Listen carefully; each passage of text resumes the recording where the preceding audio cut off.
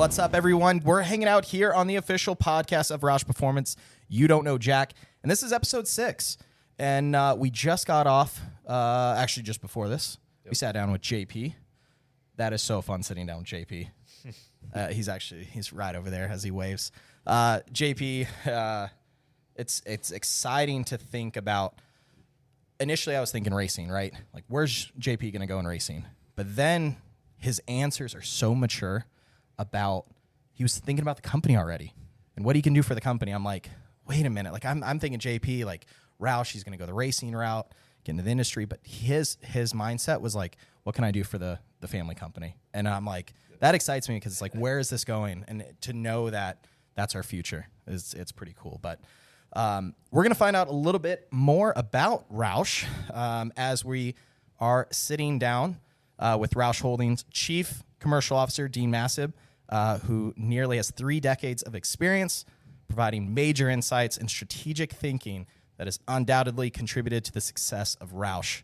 And our second guest today is Jason Furr, Vice President of Business Development, who has been with Roush for nearly 5 years and runs all the business and development activities for Roush Industries that focus on mobility, defense, aerospace, and entertainment markets and beyond, which is the cool part. Let's talk about the beyond. Yeah. You know, everyone, when you think Roush, you think NASCAR, you think Mustang, but there's so much more. And actually, it's crazy to think that what we talk about as far as Mustang and racing, that's exciting, but what you guys do is even more exciting. Like, I love talking about your guys' stuff. So, what is Roush about, Dean? Like, what is Roush? What is Roush? That's a good question.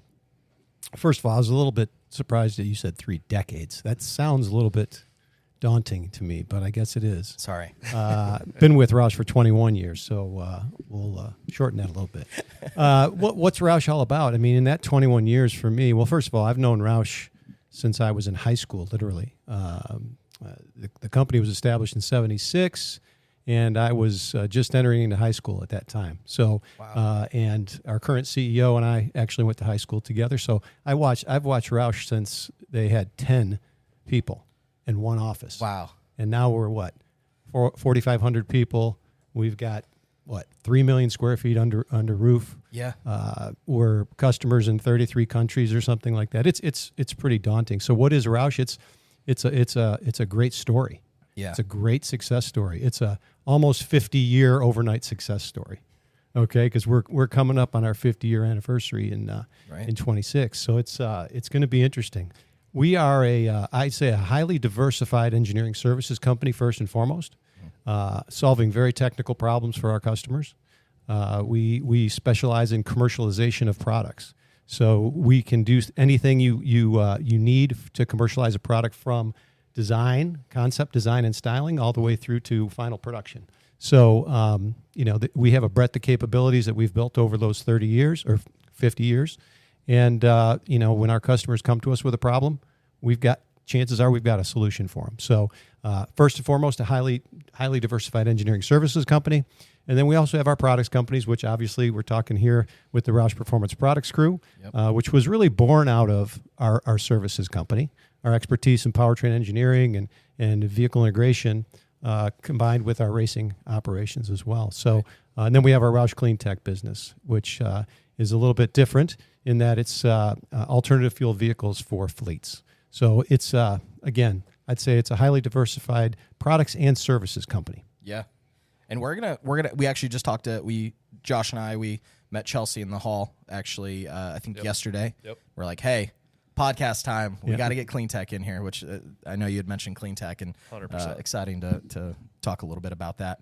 All right. And jumping over to Jason, what is Roush? I mean, I think that's probably one of the most frequently asked questions that we even like to ask our dealers. Like, when you think about Roush, what is Roush to you? And it's crazy to think all the different things. Typically, like we just said, Mustang.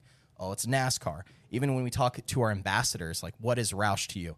Brantley Gilbert's was Mustang, and it was the SN95 driving up to school. It was his friend's dad's Mustang, and they drove it up to high school, and they were in the SN95. And he says that the excitement that car drove to the school and all the girls looking at him and everything, they're like, he says that was like his first introduction to fame, that feeling. And obviously now he's playing in front of thousands and thousands of people on a stage, but it's crazy to connect that. And that was his. When you say what is Roush to him, that was his Roush story. So Jason, what is yours? Yeah, so for me, Roush is really excitement. When I was growing up, I always had all the car and driver magazines. I was always looking at, what are the coolest new vehicles and how much they cost and all of that stuff, right? And I had them stacked up in my room. And so now being here, right, and being part of, the development of not only the Roush Performance vehicles, but also all the other vehicles that we can and can't talk about, it's just exciting. Every day is exciting. Every day is different. And what I like to tell our customers and all the people that I interact with about Roush is that no better way than how our customers describe us. Yeah. So 2 years ago, we went out and did a branding exercise for all of our, Roush Industries customers. And the way they described us were MacGyver, the Coast Guard, Mr. Clean, Batman, Superman, yeah. all of these different, superheroes and all of these different entities that are all about, saving a customer or saving a company, right. Helping them out when they're in the dead of night and they need help, right? Or being able to build something out of a paperclip, right? As Dean said, people come to us with their hardest tasks, and we go figure out a way to deliver with all the assets that we have. And so for me, it's really about that excitement, but also then about how our customers look at us, and there aren't many companies that you would get described in that way. And Jason, all the things that you explained, it's excitement. It's all like adrenaline packed too, also. But Jack, obviously, I feel like you do kind of favor more towards the RPP side. But if you couldn't pick Roush Performance as the most exciting service that we have to offer, what would be one that you choose? That's a great question. We do so many exciting things. I think this conversation is a great one. We really don't tell the story enough about really what Roush is. Roush Performance is kind of a showpiece of it, but like you guys said, if we didn't have our capabilities, we would not produce vehicles and parts on the level that we do. And I think you guys are going to be hearing a lot more about those stories. It's a little bit tricky, though, because we're developing products for other brands, and there's a lot of secret stuff that even I don't know about. I do favor the performance side. I call it the toy factory. Yeah. So, yeah, that's where I spend most of my time. No, I think that's a big one. Mine's military. I think anytime that we have any tie with the military, I think it's cool because you got to think you're making a product or you have involvement with people that are fighting for our country, and ultimately we get to do certain things, and we're able to support them and give back in a way, which I think's super cool. Yeah. And seeing we could say the player staggers down there and stuff, that's so cool to be able to go down there and just touch and see and. Yeah, I'd say that is. I'm glad that's exciting for you because it's very exciting for us. It's probably the fastest growing piece of business for us right now. Wow, with the biggest upside for us. What we're finding and what the defense industry is finding is how we work relative to the efficiency and the technical depth and breadth that we have is really attractive for them. Right, and so as they go through a technological transformation. With a lot of the new tech that's out there, they can't replace their old platforms with brand new platforms. It takes a long time. So how do you adopt the new technology to the old platforms? Right. And we're very, very good at that. We're super good at that, and we do it very, very quickly. Yeah, and it's all about the modernization right. of the fleet of vehicles that are out there, right? And so for Roush, we've got we're connected to all of the top tech companies in the world, and we're connected to the Department of Defense. And so how can we tie those things together for them in a way that is faster and better integrated? So what's next? Like what in the military side? Anything cool that we can talk about? Well, we really can't talk about it. See, the coolest things you just can't talk about. Just can't talk about. One thing we could talk about, though, is the gold rating we have for veterans, right? Right. Mm-hmm. We hire veterans left and right in the sport we have there. So that's really cool on that front. I know that our VIP program does a really good job with that, and it's something that we're all proud of, right? Yeah. So cool. So I guess, Jason, you being VP of business development, you get a lot of awesome projects come across your desk. So I guess for you, has there been one that stuck out as kind of the most interesting as of late, or is it just too crazy to pick from one? It's really hard to pick, but in a public forum, it's pretty easy because we can't talk about most of the ones that we do. Oh, there you go. And so what I could say is that there are 3 different programs that I would mention that have been, publicized by our customers recently, which is very exciting. Mm-hmm. Most of the time, our customers, we're propping them up and allowing them to take credit for the work that we do behind the scenes. And Roush is very comfortable in that role. That's the role that we've played for a very long time. What we're seeing now, though, is that the Roush brand carries a lot of cachet to it, and a lot of our customers are wanting to be associated with the things that we do every day because it helps them. And so there are 3 different customers that have chosen to kind of publicize what we've done recently. One is with a supercar with Scuderia Cameron Glickenhaus. So that group, we've been dealing with them for over a year now. Mm-hmm. We're in the middle of product development for them, and you can follow them on Instagram. You can see what we're doing for them, and it's Jesse from SEG has been publicly posting about that quite a bit, and so very exciting program for us and right up our alley in terms of performance. Oh, yeah. Really fun. Yeah, cool. Another industry and something totally different is developing a hydrogen delivery solution for a boatman for Yamaha Marine, and integrating that into a regulator boat. So that has been a really exciting project for us. Yamaha developed the outboard hydrogen motor. We are developing the fuel system for that. We announced that at the Miami Boat Show, and continuing to work with Yamaha in an exciting way. And then the third one I would mention that just came out last week is Virgin Galactic. And so Roush is supporting development of Virgin Galactic, and with some interiors development. You'll see more about that on their Delta Diaries. I recommend you check it out. But just super exciting. I mean, there aren't many more exciting things than space. And especially Jack Roush said a curious mind never rests. And for us, going into space is something not many more curious things than that. What do they charge for a trip up? I think it's $400,000. Yeah, so there you go, Trevor. So when you pay your $400,000, you can sit in a Roush Design interior. Do I get first class? There's only one class. I'll sit in coach. It's all luggage. First class. Put me in luggage. I'm good with it. I do not want to be in the exit aisle. There's not a lot of cocktails served, though. I can tell you that right now. I'm going to need a lot if you're sitting in space. But you will be floating, so that's good. Yes. Really? Yeah, you get to float. It's pretty cool. So what do we know about that? Just obviously our involvement on the seat side of it, but how high do you actually go? And I mean, where are we at in the process of actually going to space with commercialized? That's a good question. That's a really good one. Yeah, I'm not sure how high it goes, but I will tell you that you are in space. It is a low orbit space, and you experience weightlessness. So you're in a vehicle that takes you to a certain altitude. You're able to detach from your seat and experience the weightlessness and look outside at Earth. Yeah. You can see videos on the social media. We're going to have to check that out. Hey, Trevor, we're basically astronauts at this point. We made it. Can I change my LinkedIn title? / astronaut. Right, exactly. That's pretty neat. It's really fun. Cool. Really fun stuff. And the whole team, obviously, that's working on that is just super stoked to be involved in. That's awesome. Yeah. That's really cool. That's a big one for me. That's Yeah, that's very cool. I think for me, I'm going to go back a ways. I'll go back about 10 years. And when I got a phone call from a relationship I had from Apple, and the person actually moved from Apple to Google. And he called me up one day and he said, hey, I've got a project that you guys might be able to help with and see if you're interested. And I said, well, what is it? He said, well, I can't really tell you.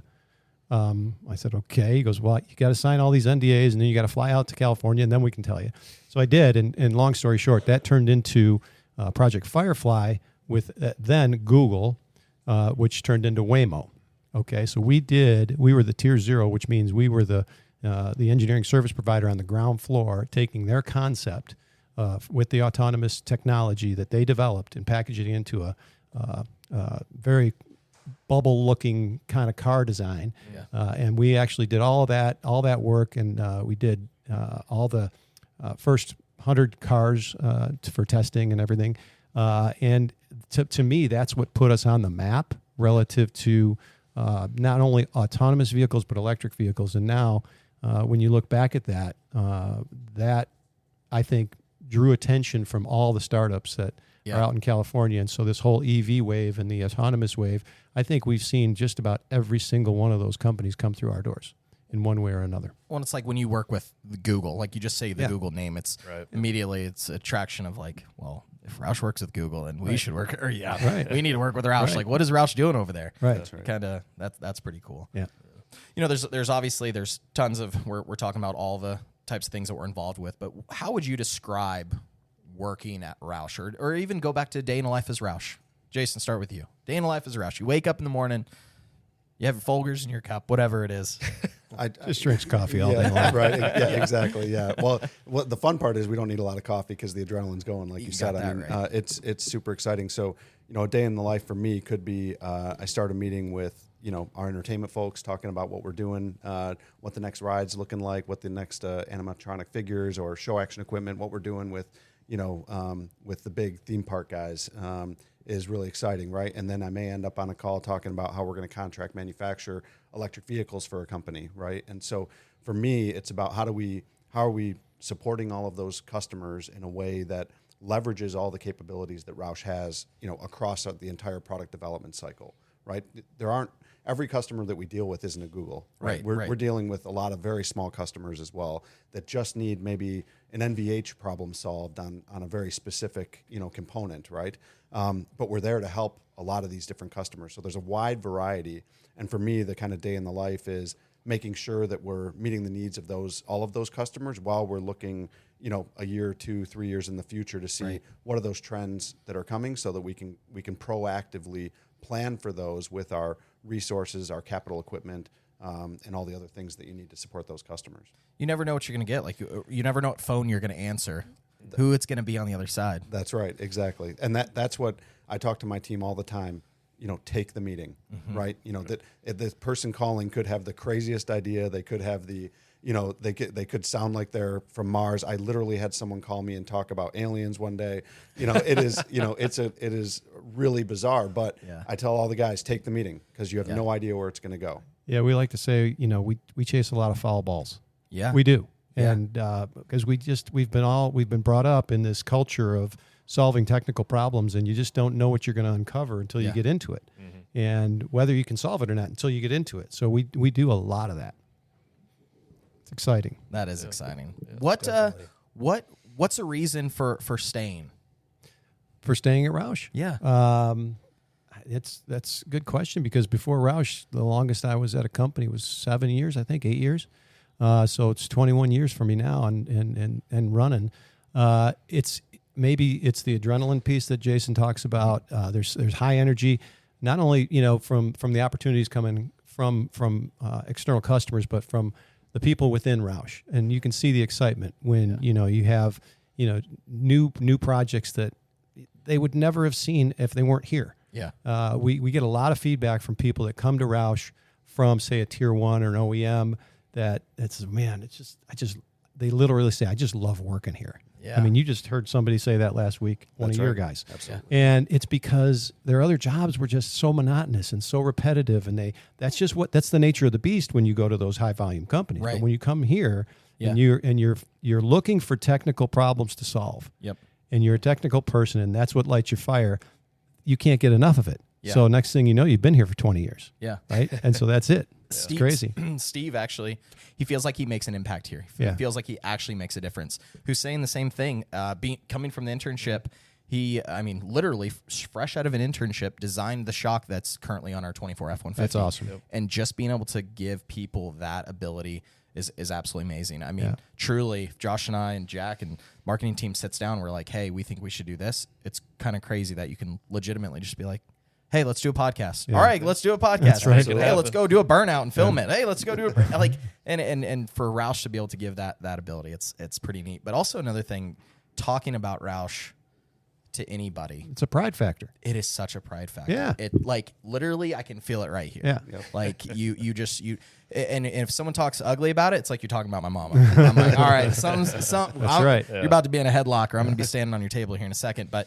and I think there's something, and I don't know what Roush offers to make you feel that way. Like I think I know why I'm here, but It's pretty amazing. But you look around the room and everyone's feeling that same exact way. Yeah. And if you don't feel that way, I don't think you last. Well, no, you don't. I mean, I think, the I truth think is. that, the people realize real quick. Yeah. Usually within the first year or two, Yeah. whether this is for them or not. Yep. Because it is a highly demanding but highly rewarding Yep. environment. Absolutely. Oh, absolutely. I don't know if this is valid or not, but just from my simplistic view growing up, I remember riding my bike around the machine shop that my dad had, and just kind of seeing things evolve with a limited perspective because I was very young.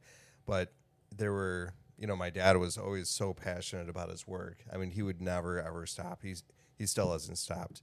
And he had a great talent for attracting people around him who had that same spirit. And I think, really what the company is now, what you guys are describing, was there at the very beginning. Yeah, and actually, I mean, I'm glad you brought that up because, I happen to work in the same building where your dad is. And I was watching the race 2 weekends ago, and I saw your dad in the background, right, of Brad Keselowski being interviewed, before the race. The next morning, that was Sunday. That race, I think, probably ended at between 6 and 7 that night. Next morning, I'm in my office, and, 9 o'clock in the morning, I see Jack getting out of his car and coming into the building. And it's like, I told my whole team that. I was like, listen, you've got, the founder and owner here who is, down south in Atlanta on a Sunday, and he's here on Monday morning ready to go at it again. Yeah. You can't get much better than that. Yeah. But with a leader like that, I don't want to say it makes you feel obligated, but like Inspires you. it inspires you to just go out and just kick ass that day. I mean, that's right. the truth. I mean, exactly. You see Jack go from a pit box to his office the next morning, and those race days are long, and everyone knows that. You're out there, you are beat to death. Yep. And to know that man of the company started this all is right there grinding next to you very next morning. Yep, exactly. That's super cool. Yeah, absolutely. All right. No, that's really great. Looking at the state of things out there right now in the industry, we see a lot of this electric EV stuff happening. Hydrogen's coming back into conversation.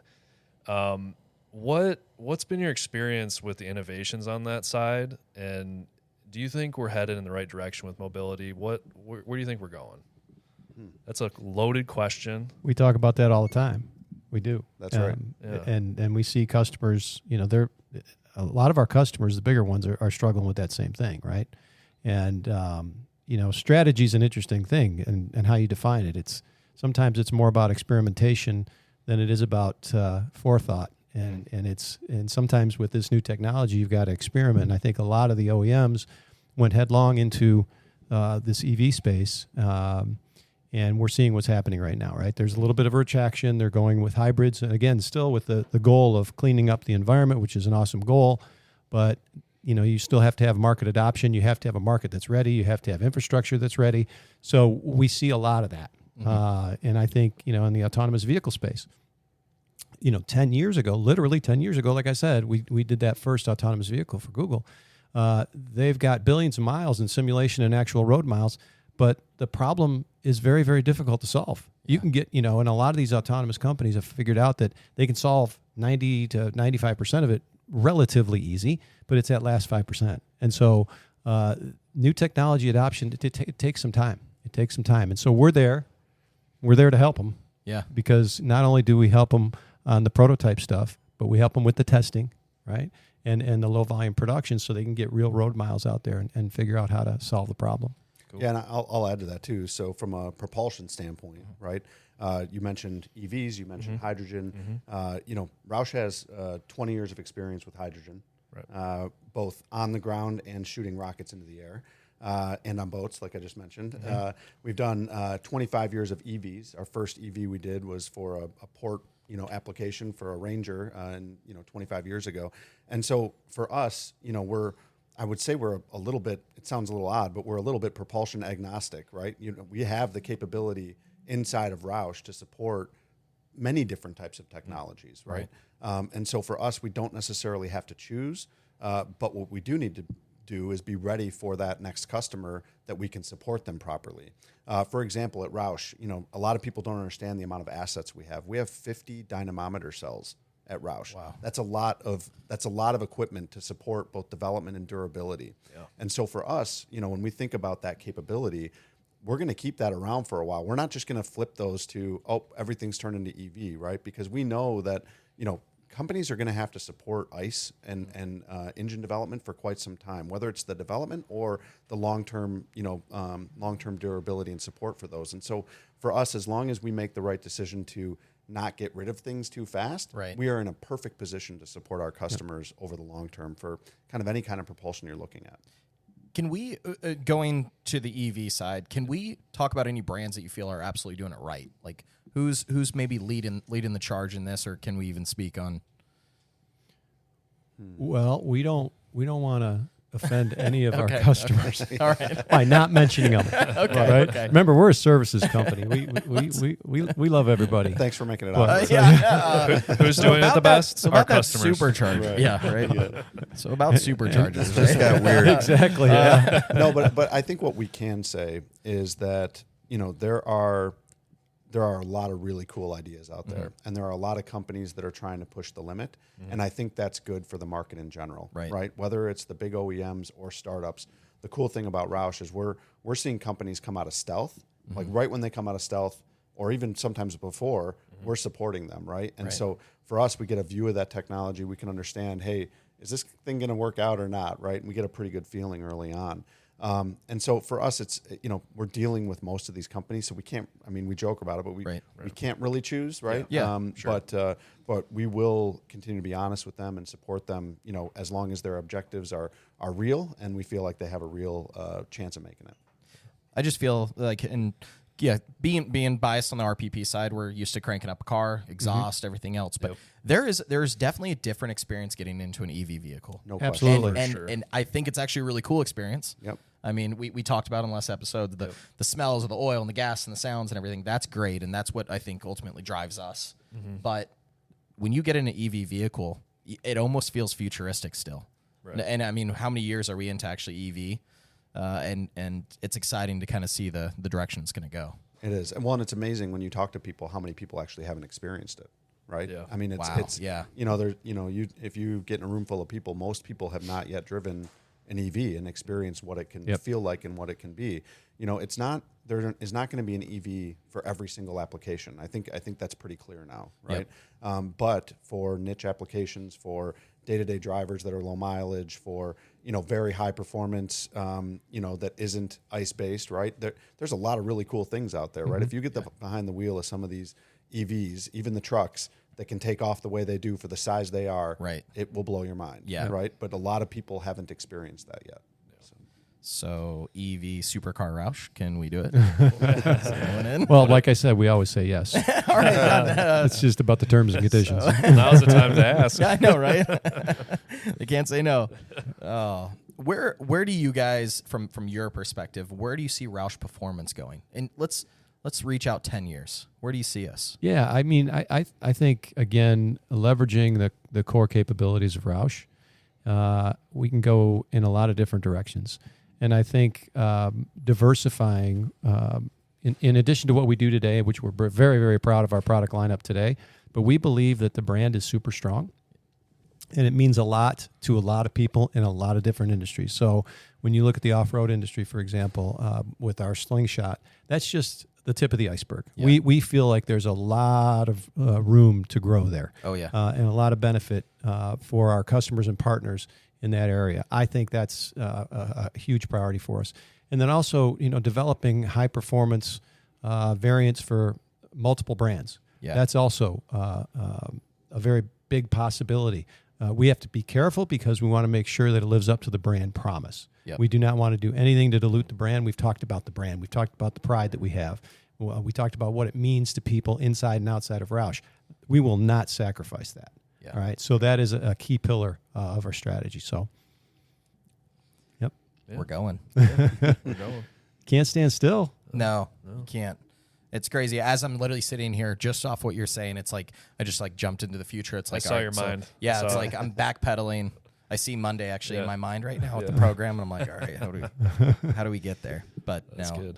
it's full steam ahead. I know that, and it's so exciting to be able to talk about this. It really is. It's next level, and the cool part is like we just hit kind of the top of everything, Right. And as these podcasts go on, we want to be able to sit down individually with the guys that are heading up all these programs and be able to talk about the entertainment side, military, and then hopefully we can get a little bit more into the details. That'd be great. Details. Yeah, that'd be awesome. that you guys might have to be on standby. With No, the mute actually, button, it's getting better. It used to be Yeah. a lot worse. We can talk about a lot more than we used to. As Jason said, I think a lot of our, especially our startup customers, they want to use our brand, right? Because there's credibility there, and so we allow that to happen in the right cases.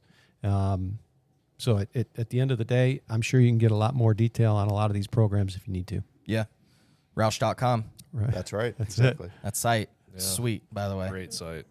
It's super just. I talk about Apple. Someone said, we said Apple earlier. It's very Apple-ish. Yeah. I love it. We did benchmark that. That's Yeah. for sure. Yep. Yeah, love it. Yep. Yeah. Absolutely Tried to love if you go to our new site, I think you'll see it's an aspirational message for people who want to develop products. It's the art of the possible. It's and if you have that, we can help you get there. Yep. That's really the message there. One thing, and you've heard this, and Jack, I think you've heard this too. When I envision myself at a company, I envision myself on a Viking boat. Ready for this? So Nice. you got to really Wow. Like old school Viking, old school, Viking not boat. the cruise ship. Nope. Okay. Old school Viking.